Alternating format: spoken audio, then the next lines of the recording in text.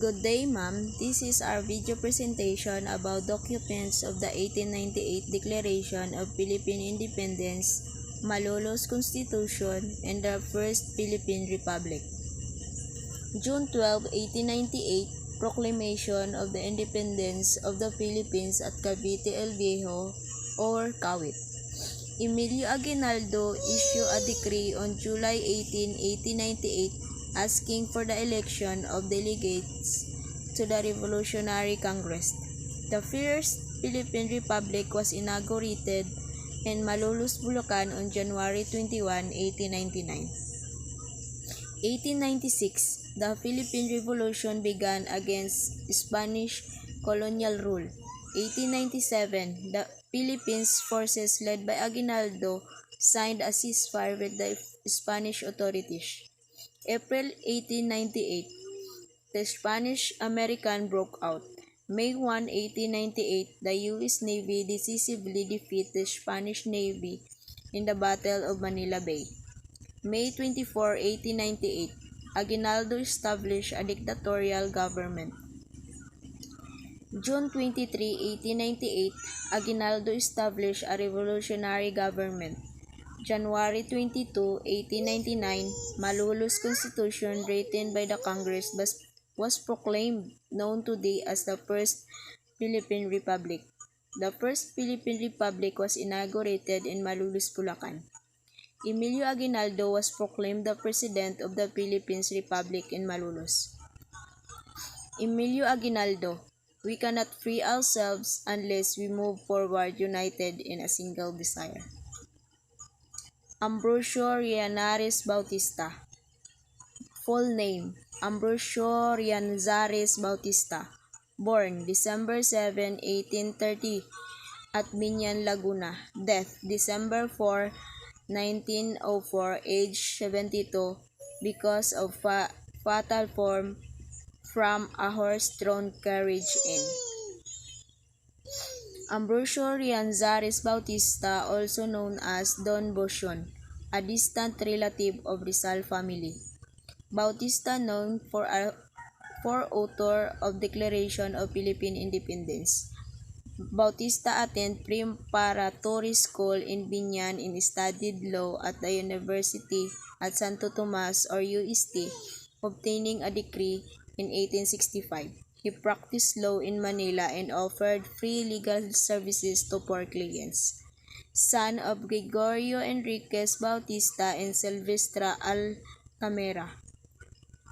1898, Bautista became the first advisor to President Emilio Aguinaldo.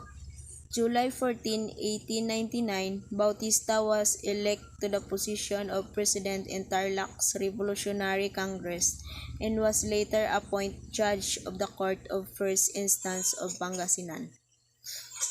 Document of 1898, Declaration of Philippine Independence. 68 pages, 19 diligence. It is promulgated first in Bacoor, Cavite on August 1, 1898. September 29, 1898, officially by the Malolos Congress. It includes a list of grievances against the Spanish government, stretching back to Ferdinand Magellan's arrival in 1521, and confers upon our famous dictator, Don Emilio Aguinaldo, all the powers necessary to enable him to discharge the duties of government, including the prerogatives of granting pardon and amnesty. Currently housed in the National Library of the Philippines. Sometime in the 1980s and 1990s, the declaration was stolen from the National Library. As part of the larger investigation, the declaration was returned to the National Library in 1994 by historian and University of the Philippines Professor Milagros Guerrero, who mediated the return of the documents. Malolos Constitution, Felipe Calderon. Full name: Felipe Gonzales Calderon A. Roca. Born April 4, 1868 at Santa Cruz de Malabon, Cavite. Death June 6, 1908, age 40.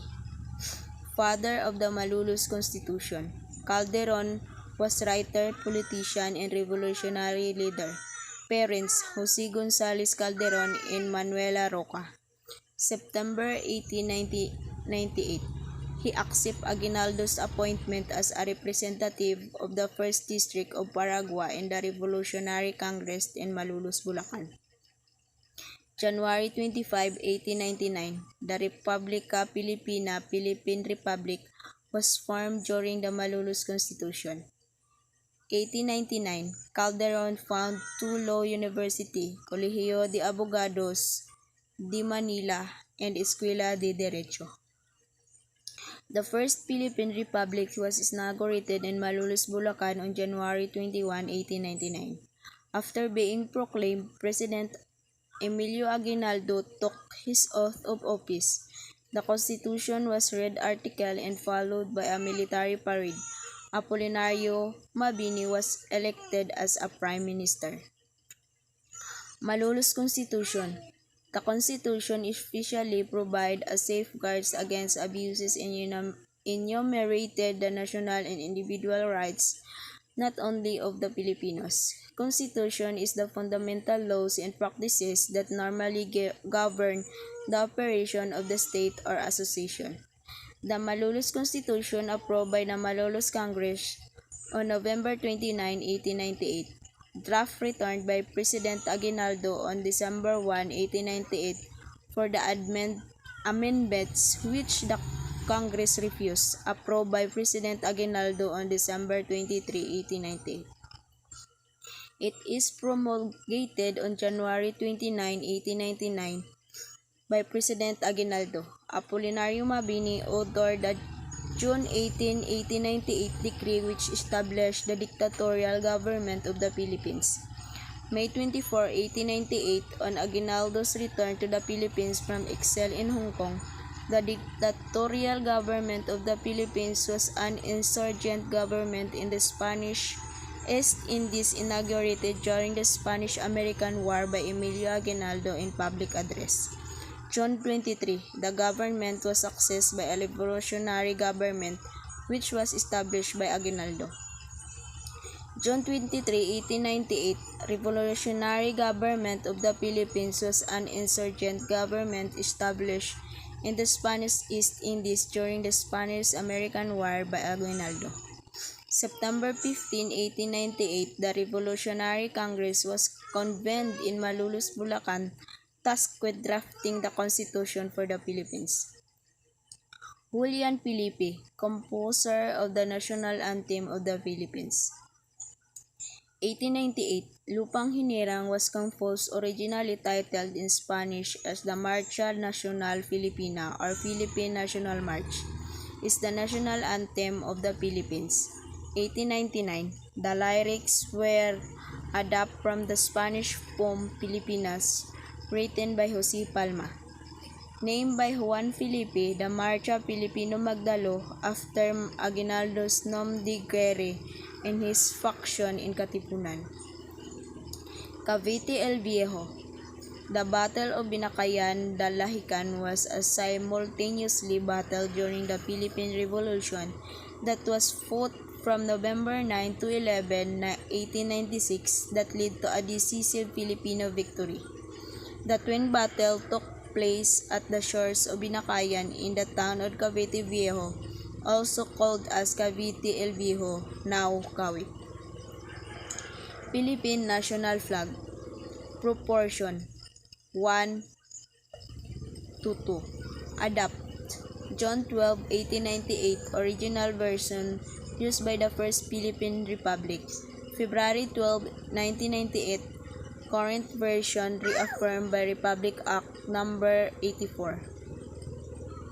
Designed by Feliciano Jackson. Meaning, white equilateral triangle means liberty, equality, and fraternity. Horizontal blue stripe means peace, truth, and justice. Horizontal red stripe, patriotism and valor. 8-3 golden sun means represent a province with significant involvement in 1896 Philippine Revolution against Spain. These are Manila, Bulacan, Cavite, Pampanga, Morong or Rizal, Laguna, Batangas, and Nueva Ecija. Three five-pointed stars stand for the three major island groups, Luzon, Visayas, and Mindanao. Philippine National Flag. Malolos Congress, July 18, 1898, on Barasuin Church, Malolos. The committee was composed of Hipolito Magsalin, Basilio Teodoro, Jose Alvarez, Joaquin Gonzalez, Gregorio Aranita, Pablo Ocampo, Aguedo Velarde, Higinio Benitez, Tomas del Rosario, Jose Alejandrino, Alberto Barito, Jose Maria de la Venia, Jose Luna, Antonio Luna, Mariano Avila, Felipe Calderon, Arsenio Cruz, and Felipe Buencamino. They are all wealthy and educated. Inauguration of the First Philippine Republic, January 23, 1899 in Malolos, Bulacan. Emilio Aguinaldo took his oath of office. Apolinario Mabini was elected as Prime Minister. Malolos Congress, July 18, 1898.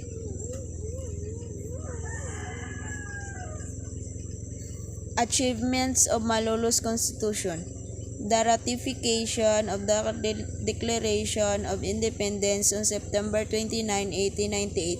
The framing of the Malolos Congress, which was promulgated by President Aguinaldo on July 21, 1899. The first important Filipino documents ever produced by the people's representative. It can create a Filipino state whose government was popular, representative, and responsible, with three distinct branches: the executive, the legislative, and judicial. Malolos Constitution paved the way to launching the first Philippine Republic. It established a democratic republican government. It called for the separation of church and state. The executive powers were to be exercised by the President of the Republic with the help of his cabinet. Declaration of Independence is one of the most important milestones in Philippine history.